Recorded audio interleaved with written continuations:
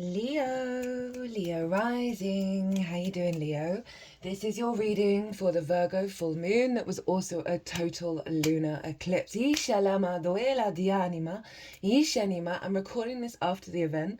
Apologies for the delay in getting this transit out. Just there's so much going on in my life right now. I wish I could do all the astrology all the time.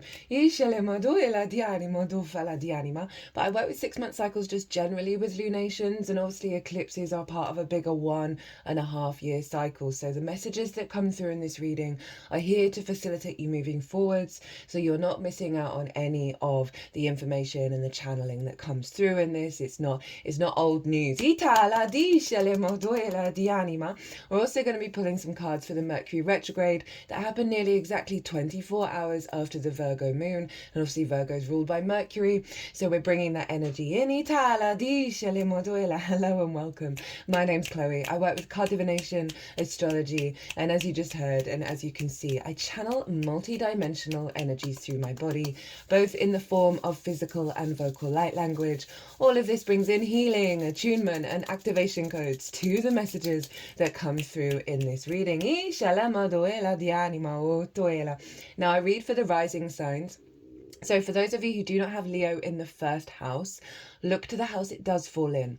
Look to the themes of that house, and you want to apply those themes along with all the other meaning you've got going on in the sign of Leo to the messages that come through, because it will be as if that Leo energy, wherever it falls in your natal chart, has now energetically moved to the first house. So when I talk about the houses and the astrology for the rising sign, it will always still link in. You just got to add on your own natal chart meaning on top of it. For example, at the moment, time of recording, the ascendant is in Gemini, which means Leo's in the third house. So applying the themes of the third house, if you're a Gemini rising, to the messages that come through. The moon is also now in Scorpio. It's squaring your Leo energy.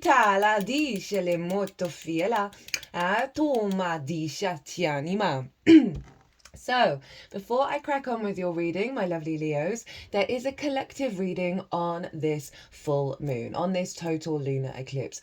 And that's where I've broken down the astrology of how the celestial bodies are talking to each other at the exact moment of that full moon that forms an energetic blueprint that we then work with over the next 6 months. So I really get into the weeds of that. I got so many channeled messages in the lead up to doing that video, which isn't surprising. I've got my sun in Virgo.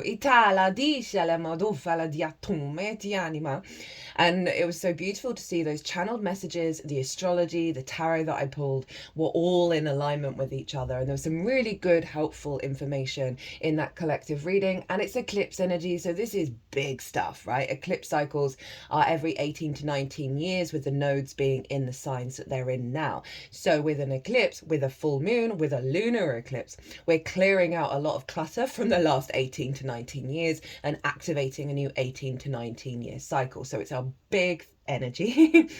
Also, in regards to the Mercury retrograde, I'm not doing a full Mercury retrograde series. I'm just pulling the cards here in this transit. But Venus recently went retrograde, also in the signs of Aries and Pisces. And so the themes that came through in that Venus retrograde series are very, very relevant to the Mercury retrograde as well, because they're retrograding basically in the same degrees. And at the time Mercury went retrograde, it was conjunct Venus, who was already retrograde. So the themes of Venus is been imprinted into that Mercury energy. So if you want a deeper understanding of the Aries Pisces dynamic, of retrogrades in general, go check out the Venus retrograde energy and just switch out, you obviously want to absorb that as well, but switch out some of the key Venusian qualities with Mercury. And Mercury is all about information and how we process it and how we communicate it, and how we perceive it. So let's get on with it. In this reading, we're going to get 3 cards from this deck for the Virgo full moon, the lunar eclipse. The first card is going to be what's been cleared out with that full moon. Second card is what's been activated that will then unfold over the next 6 months. And then we'll get a card of what to embody to help facilitate that activation. And then we'll move over to the Mercury retrograde over on this side. So my lovely Leo rising. Whoa, okay. So that came out really quick. Where is this happening for you, Leo? Leo rising. This is happening in your second house. This is the house of your resources, your skills and your tools of how you manifest and bring in a regular income.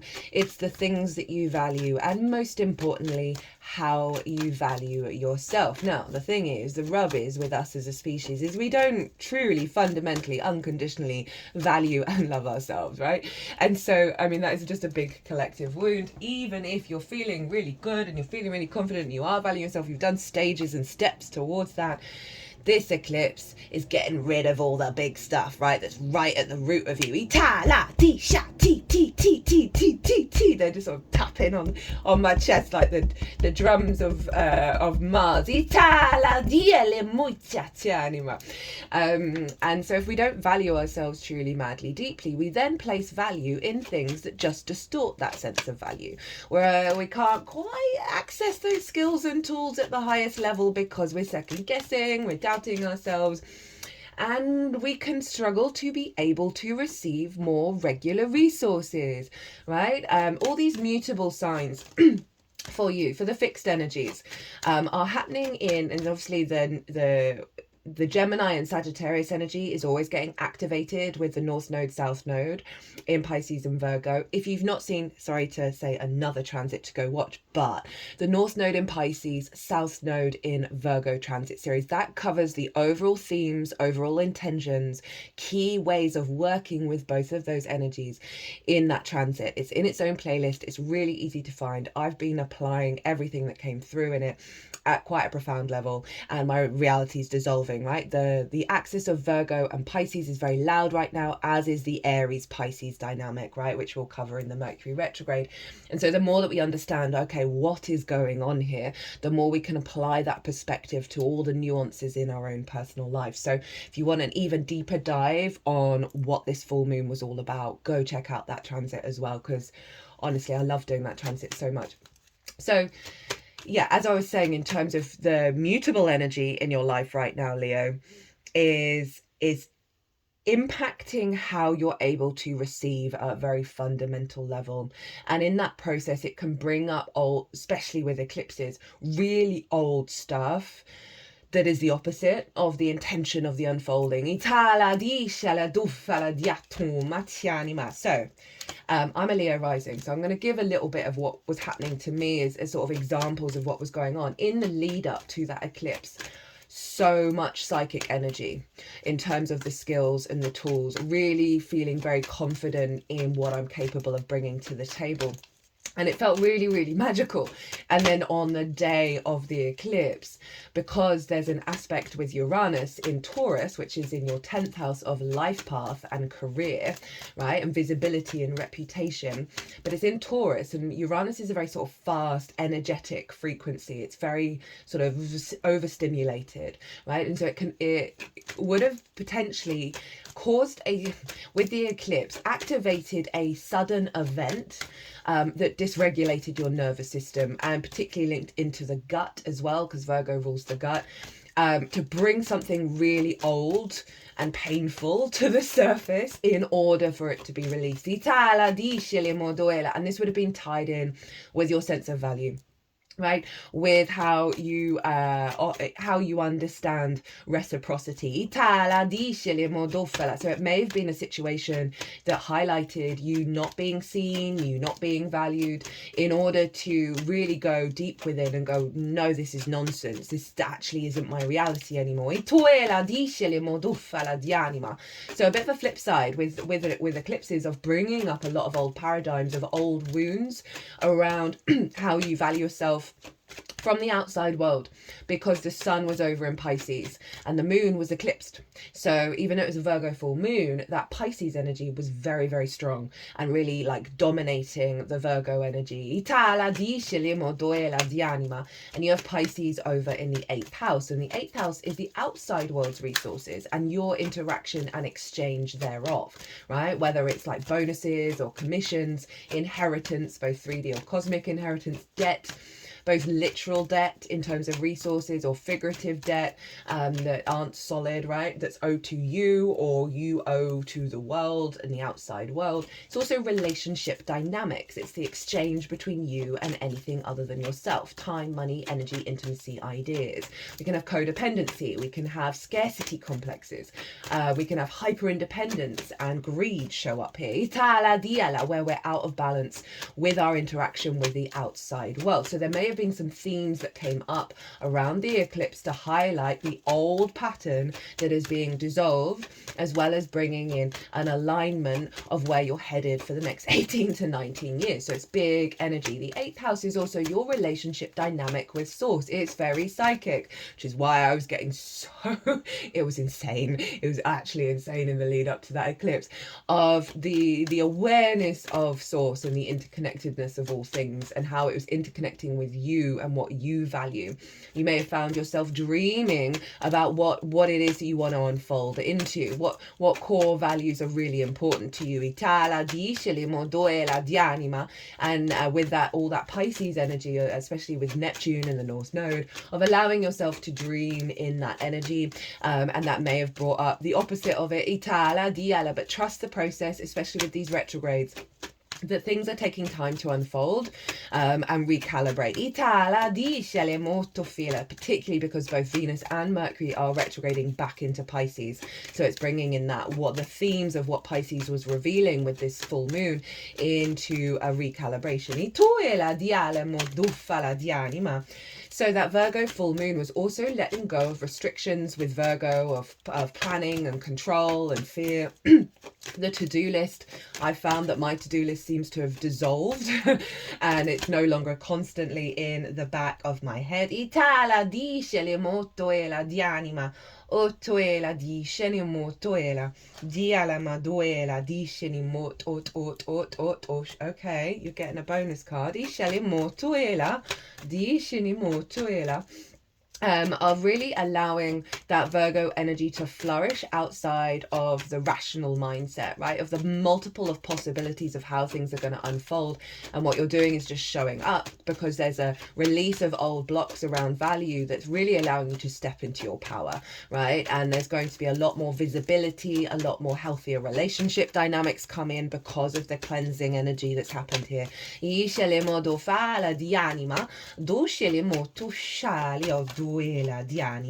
fiala, di anima o tuela. So really, as I said, really trust what's been going on, trust the reset, focus on the dream, focus on the ideal, and allow what's being cleansed in Virgo that's now condensed to really facilitate that dream.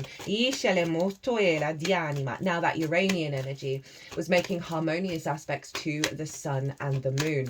It was basically the only aspect that was going on outside of the Virgo Pisces axis, and it was very powerful. It was exact by degree, and Uranus is the great liberator, the path clearer, the breaker of chains, and it's in your 10th house of life path and career. So whatever blocks around you being able to receive resources, support from the outside world, as well as whatever blocks have blocked you from receiving more your regular income and your skills and your tools and how you value yourself, Uranus would have shaken all of that up that doesn't serve your path. You may have also found yourself having very sort of maverick, future thinking ideas about your path, right? And how to then facilitate that with your skills and your tools and the resources from the outside world. For example, can't help but reference, as I'm a Leo rising, I started thinking about really in the future of like having a school, alchemical school. And there are things called forest schools at here in the UK where kids Ishitiani mutuela, diala moela diatum matiani o shalemosufiela, yanema. Where basically kids go to those schools, they hang out outside, they learn about nature. And I was thinking about that. Itala di shalemodufala. That one came flying out. I was thinking about that and incorporating the elements and the yin and the yang of it all, and like really creating foundational energy for us to understand our environment from an early age, stage to facilitate critical thinking and the capacity to work with the elements within us. I was getting really going down the rabbit hole with it all. So things like that, right? Like really sort of, far out stuff. And whether those things manifest or not, it's simply you engaging with possibilities beyond your old paradigm.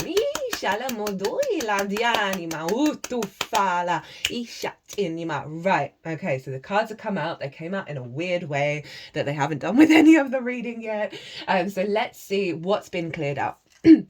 Right, what's been cleared out for you, and you got a bonus card for that with this eclipse cycle. And we've got the Death card and the Six of Swords. We had Vesta over in Scorpio making a trine with Mars in Cancer and a trine with Saturn in Pisces. There was a granddaughter trine going on. Talk about that in the collective reading. So this is the Scorpio card of she's recalibrating your soul contracts in your root system. But let's just focus on these cards in terms of the second house, letting go of things that have had an authority over you. I mean, it's really summing up what I've already brought in, and being very protected in this purging process, right? And really allowing that purging process to happen, and that you've been going through this and you've been releasing all of this in the lead up, and then a big one came through. Itala di anima. We got the Six of Swords, and the Six of Swords is like a limbo phase of moving from troubled times to calmer waters, and figuring out what to take with you, what core perspectives to take with you. 1616, as I said that, what core perspectives to take with you into the thriving landscape. So it's a closing out of the purging cycle in your foundational energy, and a closing out of the limbo. Right, that you are now stepping into the new frequency. You've done the work over how you perceive and what's important to you, and taking the steps to always bring that to the forefront.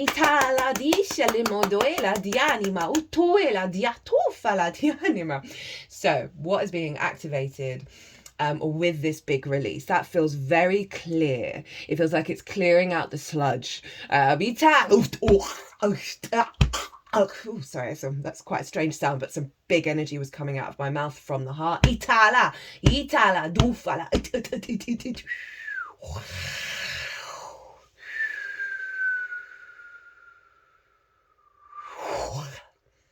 Well, so this is the most integrated and expansive intention of what this eclipse is bringing to you and unfolding over the next 6 months. We've got the Two of Cups. I love this for both the second house and the 8th, where the Pisces energy was. With the second house, this is the integration of self, feminine, masculine, and spirit, being open to receive and to give, a real sense of respect, honor, and dignity. This is you coming in union with yourself, with your sense of value, from a very powerful, balanced, emotional body. This is you integrating with spirit in terms of your skills and your tools, all those downloads from Pisces, from the source energy into your skills and tools. And it's also really opening up the capacity to give and receive in terms of receiving more regular resources, whether it's on the literal plane or the figurative, of being drawn and placing value in this energy.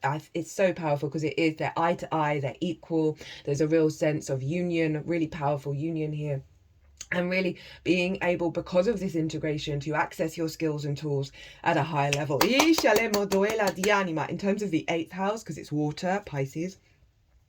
Again, bringing that union from within in the Virgo energy out into the world, out into your relationship dynamics, whether it's with source, the bigger world, or your friends, your lovers, whatever it is, that because of this huge clear out, you're in this state of balance.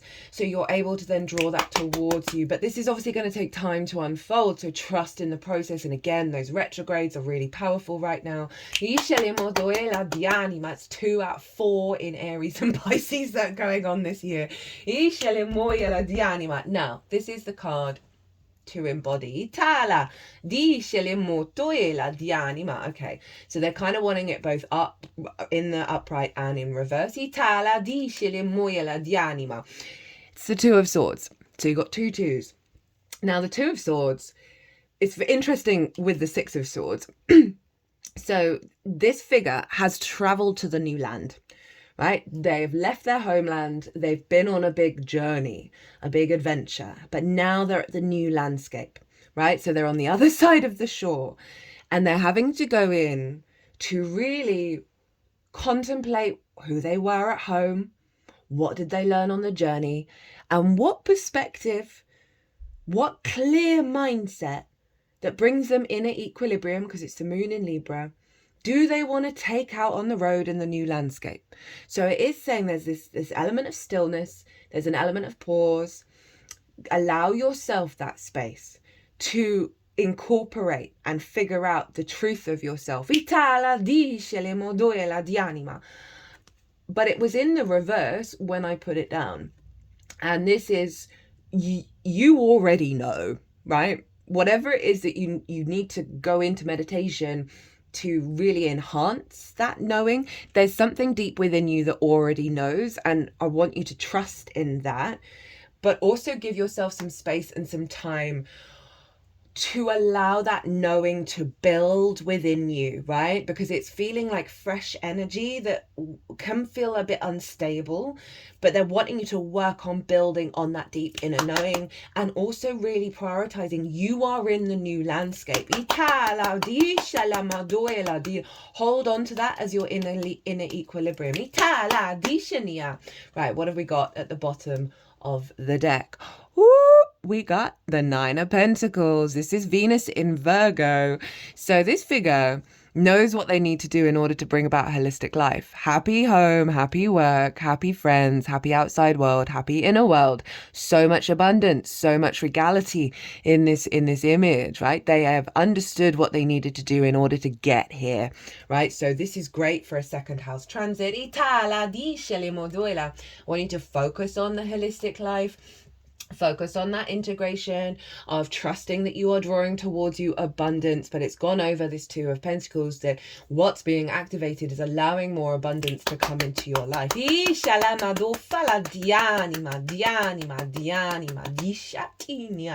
Right, we're going to do the Mercury retrograde now. We're going to get 2 cards from this deck for the 2202, as I say this.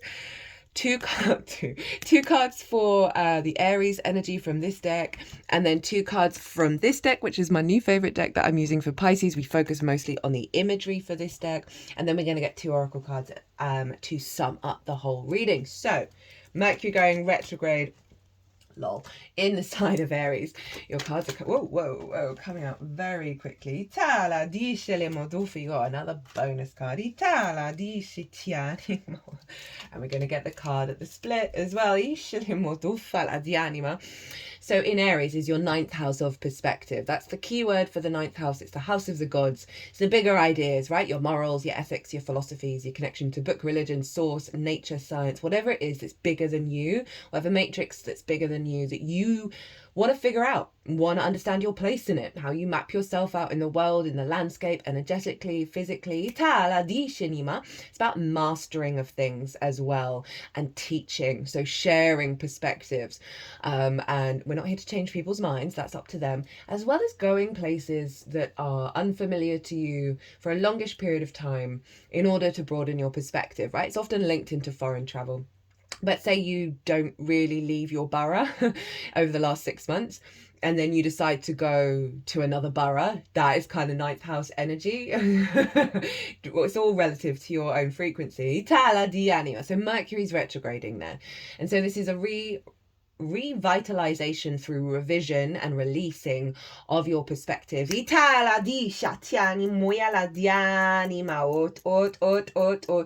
you back to the I am, getting back to the truth of your own experience and your own understanding, letting go of the shackles of the outside world and stepping into your own autonomy. That 9th house can get a bashing because of everything going on in the world, that our perspectives can get entangled with that and only see the negative and only see the doom and the gloom.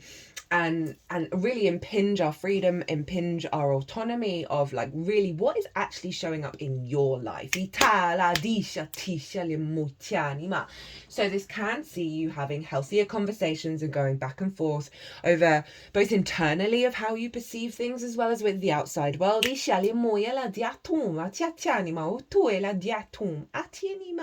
Especially because it's then going to go into Pisces, which is about those relationship dynamics, right? So there's a theme here around how you perceive relationship dynamics and how it's impacted you, right? Whether it's with the bigger outside world, one-on-one, or with source. Lots and lots of downloads, guys. Lots and lots of activation codes coming in from source that after the reconfiguring, okay, well, how do I truly feel? What do I truly perceive? Mercury's going to go into Pisces, get loads of downloads, or should be shuffling while I'm doing that, to help recalibrate back to the truth of love and then pull that all back into Aries. But it's also, again, if we think about that Virgo energy of how you value yourself, letting go of limiting beliefs that have restricted yourself from being able to be perceived by the outside world. Whoa, okay, I just saw what that was. Be perceived by the outside world. Have your perspectives be perceived. Is that there's a sense of reciprocity there, not in a domineering kind of way, but sometimes maybe if there's like a block around the capacity for people to engage with what you're saying, this is a great transit to realign back to fluidity, and really bring in new great ideas around your perspectives from source of how to implement it into your skills and tools over in the sign of Virgo. And again, healthier relationship dynamics, right? Being able to get on the same page. Letting go of scarcity complexes or hyper independence, codependency or greed. This is a great time to release those sorts of blocks of how you perceive reality, right? Because Mercury is, as I said, it's about the information, and everything is information. It's always talking to each other. And so often we perceive a certain reality. There is a distortion, and this is a clearing out of the distortion field. And as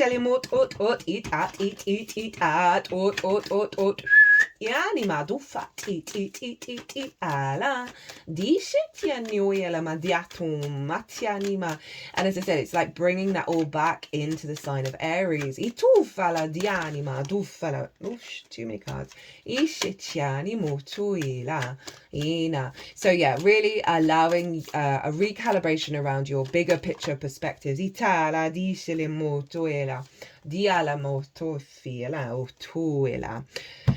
In order for you to be open to receive and to give in a really healthy way, that fluidity. Certain people may come back into your life to distort, to bring up old distortions of perspectives. Certain situations may be happening where you're perceiving things in a distortion. Or they are. So just trust in that sort of back and forth that Mercury's going to be doing, that it's not all going to be clear straight away. So Aries energy, what is the most expansive and integrated intention that Mercury's up to in the sign of Aries that you can apply to the nuances in your own life? We have the Eight of Swords in reverse, and this happens to be Jupiter in Gemini, and Jupiter will be ruling Mercury when it moves into Pisces. So we've got a tie-in there.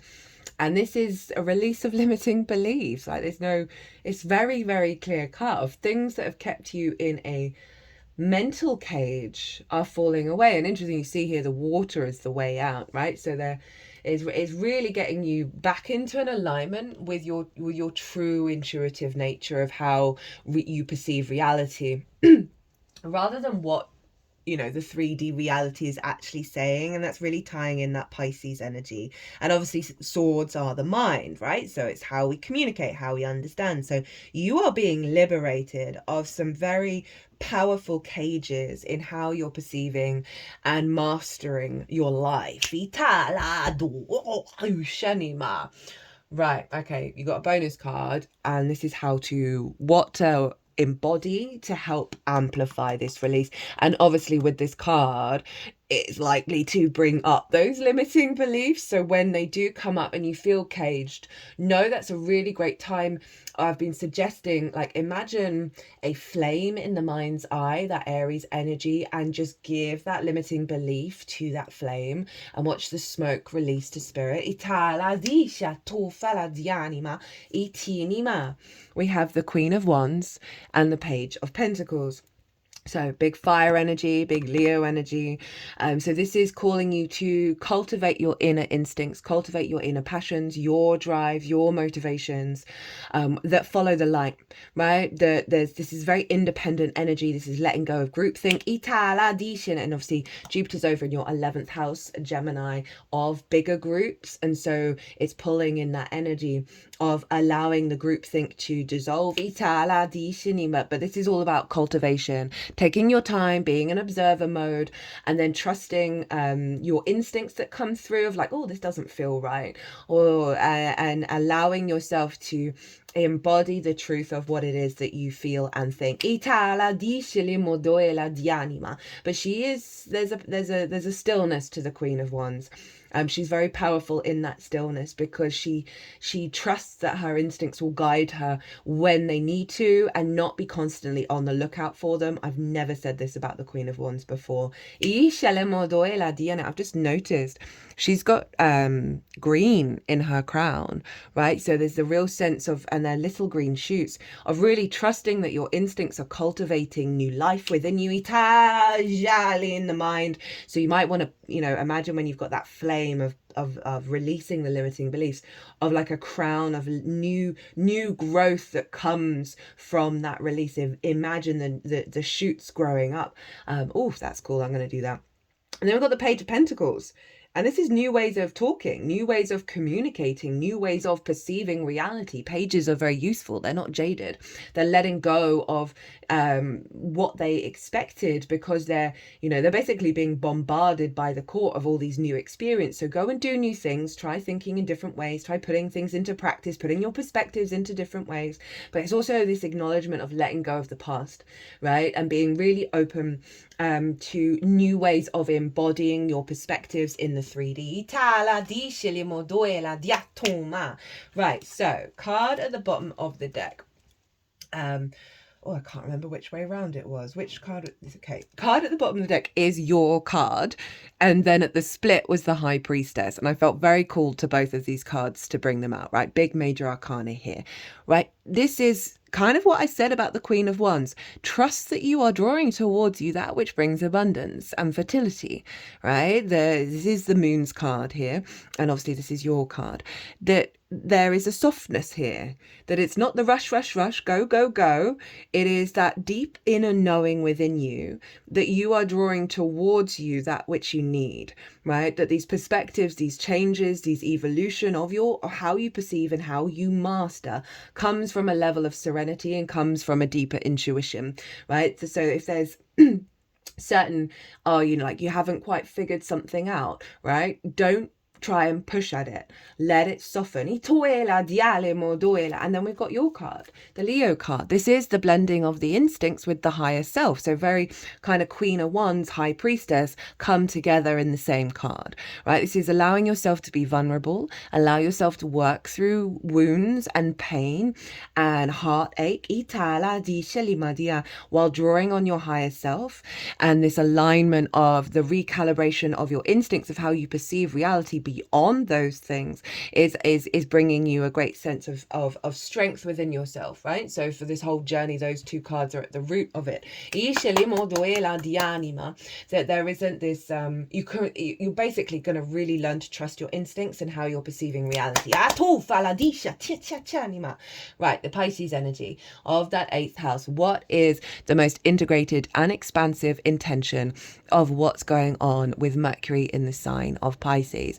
333 on deck as we hello the High Priestess. So you got the High Priestess twice. So there's a deep stillness.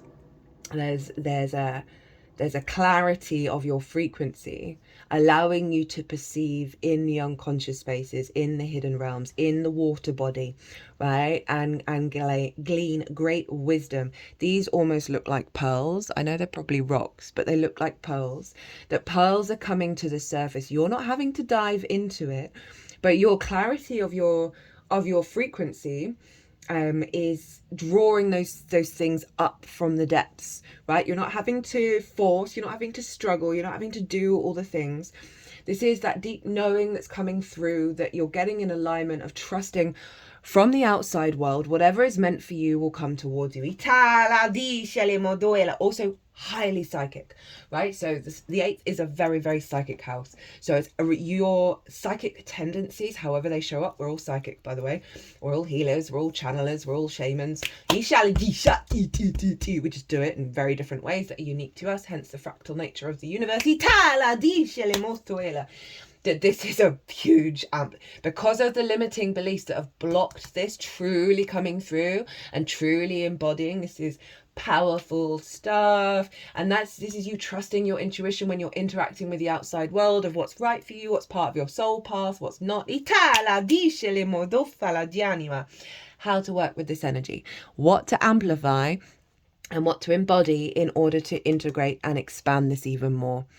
We've got the 10 of Pentacles. Oh, I've not had this card yet. To trust in everything around you, to trust in the support. You know, this can be from the metaphysical realm. This is source, all the wisdom that's coming towards you. And there's an embodiment here of the crone and the child, right? So there's a deep wisdom and deep joy coming in. There's a lot of mixture of faces, of ages, really representing the innocence of the child and the deep wisdom of the elder, and that like you've learned your lessons. So you've had difficult relationship dynamics with the outside world, with individuals, with source. You've learned so much through that experience, and you're not losing that wisdom, but you're bringing with you the vitality, the innocence, the open-heartedness of the younger energy. And so this is what you're embodying, and I want you to, it's like that balance between these two things. I want you to bring that to the table of what you're experiencing. And there may be certain experiences that activate more of the old patterns, and trust that you can easily pull back into the wisdom. You've also got your massive support team around you right now, and they want you to know that. That in all is helping you step into openness, right? And it's 10 of Pentacles, so it's legacy energy, right? So this is focusing on the long term, not the this situation showing up that seems to be repeating old karmic cycles, not focusing on that being your legacy, but understanding that is coming up in order for you to step into your legacy. And so many things from those old cycles you may have got really upset and angry about in the past, and you may have those experiences now, but the time frame in which you heal and release is a lot shorter because you're holding this legacy energy of like, is this serving me in the future? Is this even relevant? Do I even really care? Like at a fundamental soul level, is this important to me? And coming back to, okay, I want to be more open. I want to bring that wisdom into that openness. This is also about trust, that what is happening during this cycle is serving the long-term legacy. Right, at the bottom of the deck, we have the Knight of Swords. Love this card. Right, this is such a serene card compared to the Rider-Waite-Smith. And this figure is talking to a bird. They're receiving messages, and this feels like an ocean, right? I know it's mountains, and you've got Capricorn in the way that you work. So getting a lot of messages from source, from the great ocean, from the great collective that are guiding you in your embodiment and moving forwards. But this feels like co-creation, right? They're both kind of like that Two of Cups. They're both equal, right? The figure isn't holding the bird like lower down. They're eye to eye with each other. So there's a real sense of co-creation and the clarity of it with the swords of how you move forward and how you embody it. It feels very, there's a clarity with the strength and how they're standing up, but this is a massive horse. So you're really being supported and protected, but there's a heightened clarity of awareness of how you're interacting with the big outside world. Right, let's get these oracle cards out for you, my loves. Woof. Ooh. Oh, no, that's two. We're not doing two. They wanted that one. Diani moyana. Diala ma utufini. Diishana. Di etiani motoela. High Priestess twice, guys. Itiene moyana. Ishinima. That's a very soothing energy to the frenetic nature of the yang, right? Of the fire. Ishela modoela. Diani ma motoela. Diishiniana motoela. And there's such a level of trust that is beaming out of this reading. There's some difficulties getting there, but it's not hard. They're not permanent. They're not permanent. They're just part of the process to even, like that Eight of Swords in reverse with the High Priestess. And the Two of Cups. Wild, right? Of really, oof, that's too many. Of really trusting the release. Yeah. Yali moyana, dushitianima. For you to embody your true nature with that strength card. Itala tishinia. Itufinia. Yana. Dufatiatianima. Doina. Oh, there we go. Dishana. Dushania tufinima. Right. Let's get the book out, and I remember what that one was, so we'll get that out. So this is from the Earth Magic Oracle, and we'll see what it wants to relate to. They're both for the whole thing. Itala di anima. We got clouds and shapeshifting. Oh, that's a beautiful image.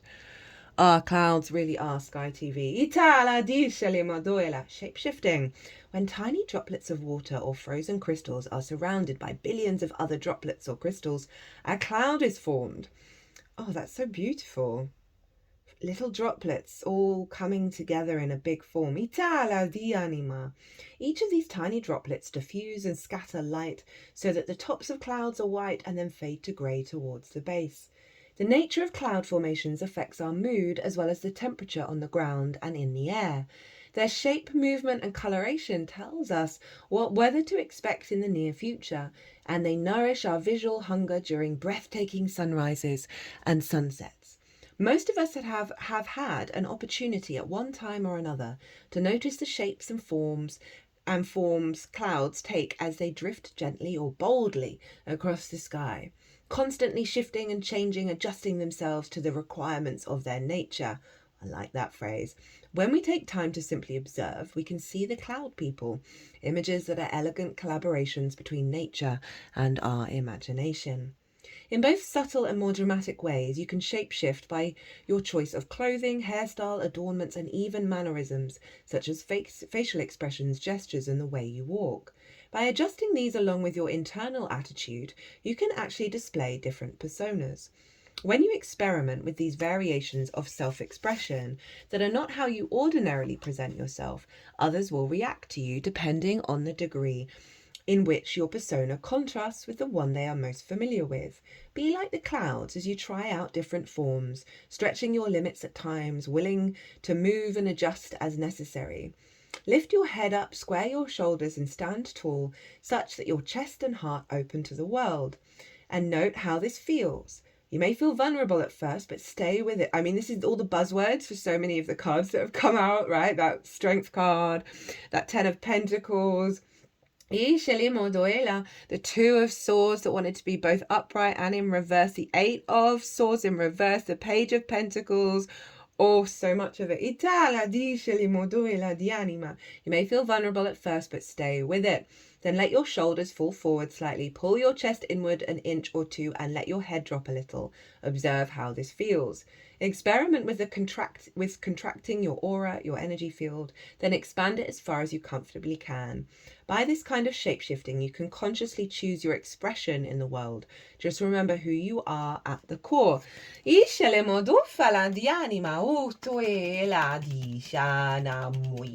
they're doing work over what's been released, right? The shape-shifting energy that you've shifted into a new frequency. But now it's time to sort of play around with what that may actually feel like and really refine that process.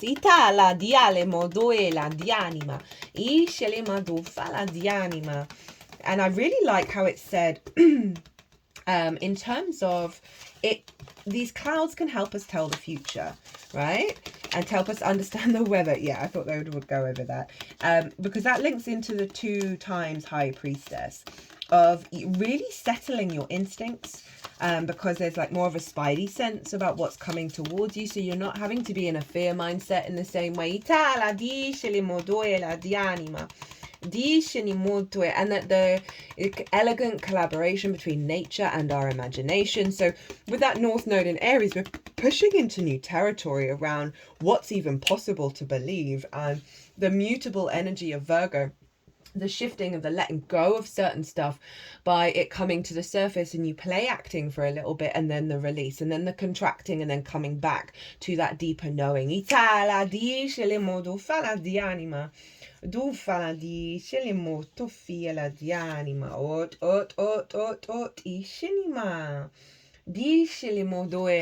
I feel it's bringing in the mutable energy that's allowing the deeper core within you to unfold, because you're trying so many different things and possibilities. That is just reconnecting you back to that deeper truth, and because you're breaking up some fixed stagnant energy that's actually breaking down those structures in order for, remember you got that strength card at the bottom of the deck, in order for you to okay, it's air. In order for you, I hope that is making sense in terms of, maybe I should stop doing 2 things at the same time. That is the mutable energy.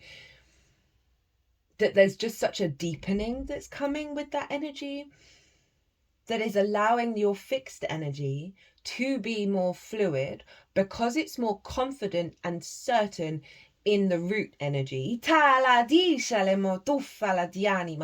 just feeling like you're not getting dysregulated, and through that play energy, especially with the retrogrades, new possibilities that are linked into your deeper truth that you may have no clue about are going to come to the surface. Oh, they like that one. Got there in the end. Right. Final oracle card, we have the Gazelle. Heightened awareness and ability, vulnerable, right? So we've got the strength card, we've got 2 references to vulnerability. Trust in it. The Gazelle represents supreme grace. With every move, this awe-inspiring beauty emits sophistication and elegance. Gazelle personalities are often hyper-aware of their surroundings, bordering on hyper-vigilant, and this can inhibit them from enjoying the beauty they've spent so much effort cultivating. No more worrying about all those predators out there in the wild. When this card appears, it's time to get back to the present moment. Sit down, find your breath, and acknowledge the bounty that surrounds you. Let it nourish your gentle spirit. When in balance, graceful, perceptive, artistic. When out of balance, food allergies, insomnia, racing mind. To bring into balance, yin yoga, a cozy home, good food.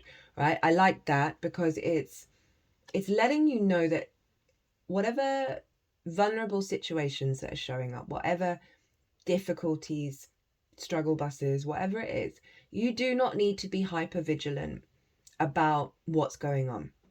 Yeah, this is a real trust. There's a deep awareness intuitively that isn't cluttering up your headspace, isn't cluttering up your dreams of the future, right? And they want you to focus on being present and that mutable sort of playful energy and the experience that you're going through, and allow that mutability to, and the fact that everything is always changing, be true. That gets you to be present and just enjoy the ride. and focus on that. Itala dice limodoela dianima, dialimoela dice tufana. Right, so at the bottom of the deck is the Lamb card. I'm just going to read the buzzwords from the book. This is already the longest reading, not surprising. Right, peaceful, prophetic, as in prophet, patient, when in balance, knowingness, inner peace, it's just reconfirming everything. When out of balance, quiet, timid, and concerned. To bring into balance, meditation and listening. At the bottom of the deck, we've got stone people and vigilance. This feels like you are very protected, that there is this energy of mindfulness, of being vigilant, but not in a way that is with the shape shifting, because it's allowing you to adapt, of being vigilant but not contained by that sort of threat over there, difficult thing over there. It's not, that doesn't, because the stone people feel like they're all around you. They are warding off anything that is too much or not what you need. So trust that what does show up is what you need in that moment to really get into an alignment, and it will fade away once you've done that work. And those stone people, that stone energy is so solid and so grounding. And what it felt like is that with each stage, they're getting closer and closer around you. So, and then you are then embodied with that sort of stillness, that wisdom, that is going to be embodied within you, and that activates the high priestess at such a high level, such a deep grounded level, that you are simply not engaging in the drama in the same way. It's like the rain washing over the stones. It's not impacting the stones. It's not like a flood that is clearing the bank and destroying, or sea erosion or whatever. It's not that. Well, Leo, I'm going to leave it there. I hope you enjoyed this reading. I hope it resonated. If it did, hit that like button, leave me a comment. I love to hear from you. It brings me so much joy. As always, an honor and a privilege to read for you, my loves. If you want to deep dive further into the eclipses, or the eclipse cycle, or this eclipse, or the Mercury retrograde, or the Venus retrograde, or anything at all, my website is everywhere. Or if you want to pay by PayPal, email me directly and we'll sort something out. Other than that, my loves, my lovely Leos, be good to yourselves, be good to those around you, safe travels, and be well until we meet again.